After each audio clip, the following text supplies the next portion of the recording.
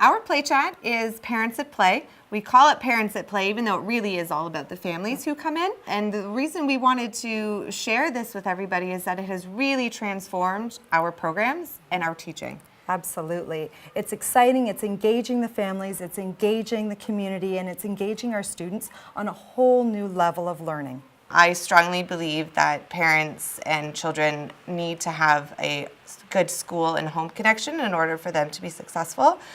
So I've been working with Karen on helping to share our ideas with others about what it is that we do. I love to work with the parents and make those connections, find out new things about the students, build the bond stronger so that when I'm working with the students, I have that connection with their parents as well. So when we were first deciding whether or not we wanted to invite our parents into our program and the way that we wanted to invite them into our programs, we were really trying to be aware of the benefits that it was going to have for our families as well as for our children. So one of the things that we were very excited for was the opportunity for our families to network with each other, for them to share their children's learning, for them to share in the learning with their children as well. So one of the things that has been really beneficial for our families has been the connections that they've been making with each other so that they are having more robust conversations at home.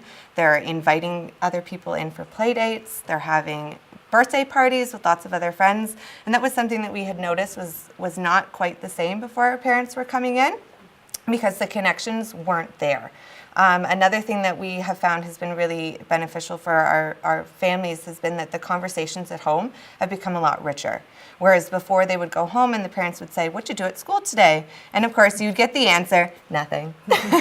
So it's been really great because now that they're going home, the parents can say, "So at school I saw that you were learning about whatever," and then they can ask questions to their child specifically about what they've learned at school, and then their children can have more full answers that they can then have a real conversation about. And it gives other siblings opportunities to jump in on that if that's something that they've learned about in the past.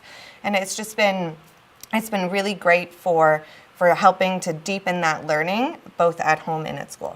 So one of the reasons why we decided we wanted to do this was to talk about ways that we can enrich the communication at home.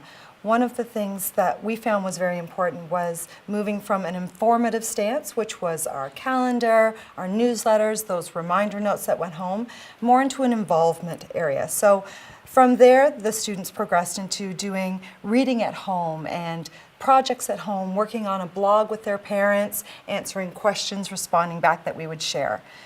We thought from that point on that we would really like to make it deeper and richer. And we wanted the parents to be part of that learning.